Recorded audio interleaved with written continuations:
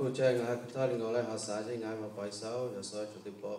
nó ngay pun là giờ cô tôi cao chỉ mới mà nào chục tiếp bỏ chục bỏ lại ngay giờ sáu chục bây giờ là cái nó bỏ chim một xíu giờ sáu ngay là cái tiệt là lại nó về nó học của chập itu xíu này cái tiệt nó ngay học cô luôn học bún á xí ngay lúc xí chơi giờ chục tiếp bỏ nó ngay học bún á xí này cái giờ sáu đi chục bây giờ làm cái cho đi lại cái cho xíu ya chục tiếp làm cái nó xíu cái